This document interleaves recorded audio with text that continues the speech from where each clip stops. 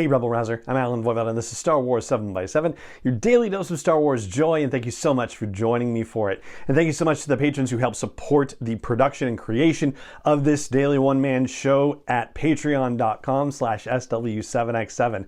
All right, we're here to talk about Juggernaut, which is episode 12 from season 3 of The Bad Batch. It is a jam-packed, very tight show. This one is like 20 minutes basically. So they get in, they get out, and they tell the tale they need to tell. This is our 7 takeaway breakdown episode, and we'll start as we always do at the top with a high-level overview. So the Bad Batch has yet another way to figure out where Tantiss is. According to Crosshair, Vice Admiral Rampart, yeah, you remember him from destroying Tapoka City at the end of season 1 and then being outed as the person who did that in the middle of season 2, being marched off and arrested, and we don't know what happened to him since. Well, it turns out he's in an Imperial mining camp, and the Bad Batch thinks that, okay, we can possibly go get him because he sent Nala Se to Tantiss, so he might have an idea of where Tantiss is. Thankfully, Phee Genoa shows up at just the right time, so she's able to give him a ride to the mining facility on Erebus. The Bad Batch gets in,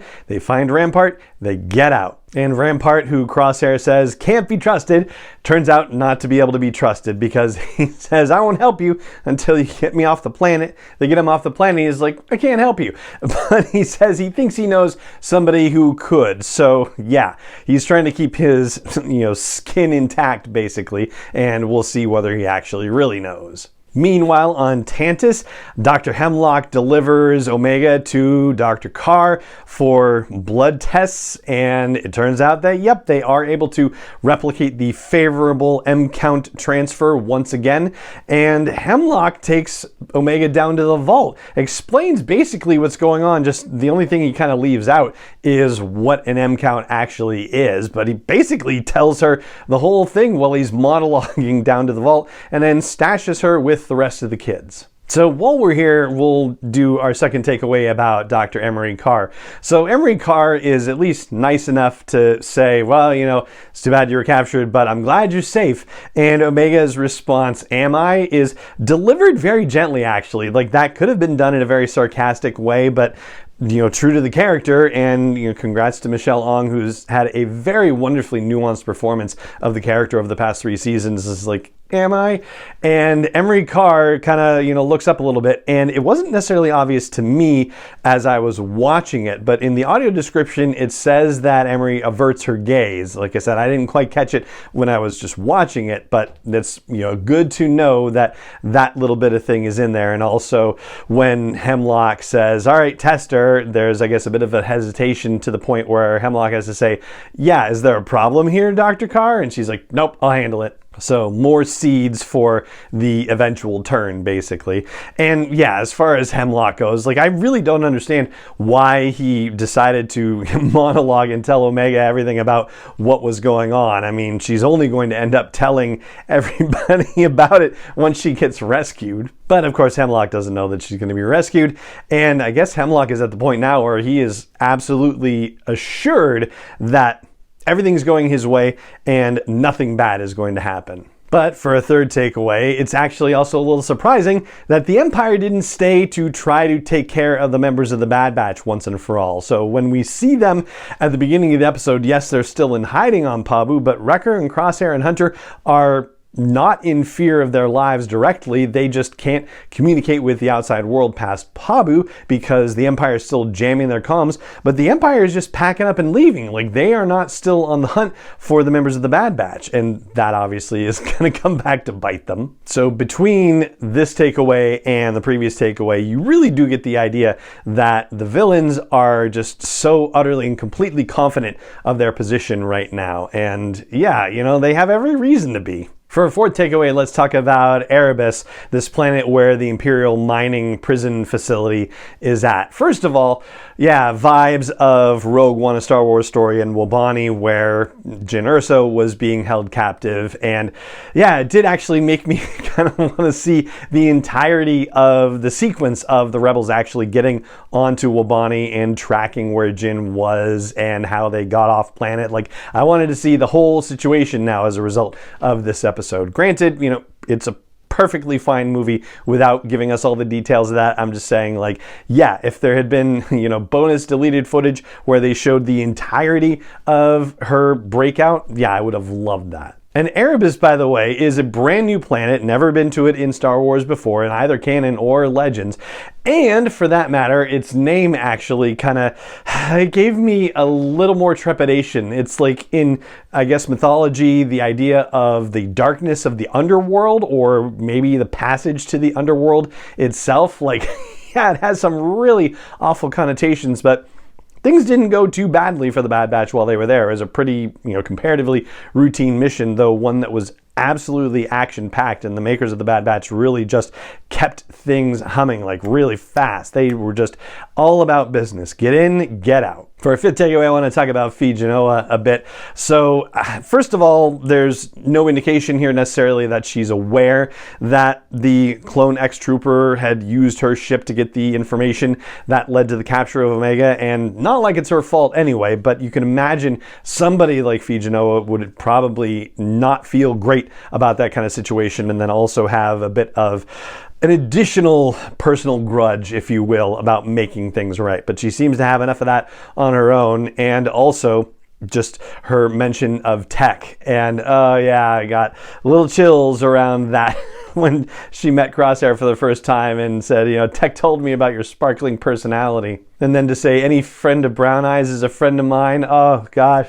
That's a beautiful moment on multiple levels. Not only for Phee Genoa's character, just thinking fondly of Tech and of his opinion about people, but it's also an indicator that Tech still thought of Crosshair in a decent light. And Tech died before they were able to rescue Crosshair. The last they knew of Crosshair is that he didn't want anything to do with them, and that he had had his chip taken out and was fully committed to the Empire. And yet Tech still thought of him as a brother, as one of his own. So yeah, that whole exchange was beautiful and emotional, I thought.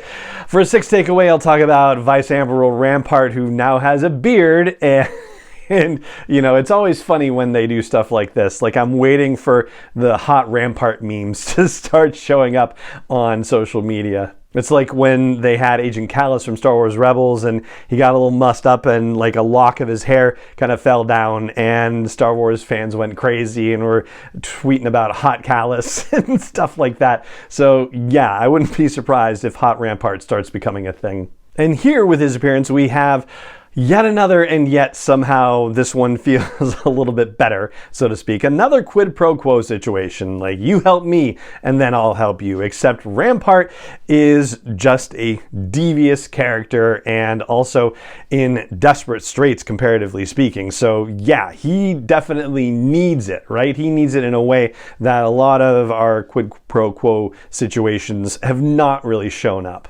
Fennec Shand was taking advantage of the Bad Batch when she said, you help me and I'll help you.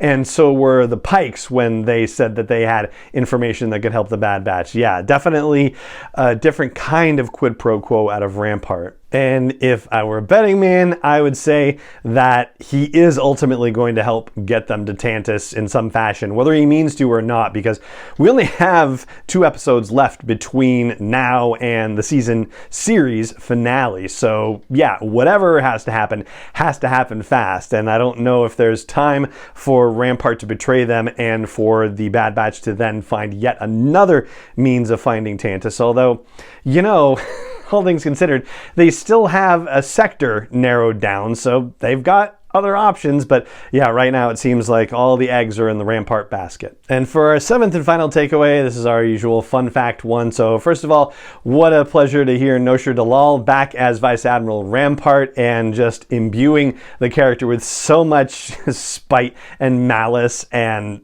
just ick. Basically, like, he does a great job with the character. Also, Steve Blum is back this week with a couple of, random, side character voices, and it's just always fun to see his name in the credits. And finally, I'll flag the fact that this is now the 3rd episode in a row where we have not had a giant creature attacking the Bad Batch. I think that's kind of a record, actually. So yeah, I do need to update my creature count, but yeah, this is is like 3 in a row now. It's weird. So anyway, that's what I've got for you about Juggernaut, which is episode 12 from season 3 of The Bad Batch, and that is going to do it for this episode of the podcast. If you enjoy the show, I hope you'll consider, if you haven't done it already, leaving a rating or review, hitting a join or a follow or a like or a subscribe button, whatever your app of choice gives you. Tell your friends, tell other Star Wars fans that you know that this daily dose of Star Wars joy exists for them, and you too can help support getting this podcast out into the world. It's been downloaded in more than 160 countries over the nearly 10 years of its existence, and yet you too can make a difference with your support at patreon.com/SW7X7. The 7s are numbers. That's patreon.com/SW, the number 7, the letter X, and the number 7. And it just remains for me to say thank you so much for joining me for this episode as always, and may the Force be with you wherever in the world you may be. 7x7 is not endorsed or sponsored yet by Lucasfilm Limited, Disney, or 20th Century Fox, and is intended for entertainment and information purposes only. Star Wars, the Star Wars logo, all names and pictures of Star Wars characters, vehicles, and any other Star Wars related items are registered trademarks and/or copyrights of Lucasfilm Limited, or their respective trademark and copyright holders. May the Force be with them. All original content is copyright by Star Wars 7x7. We hope you love it.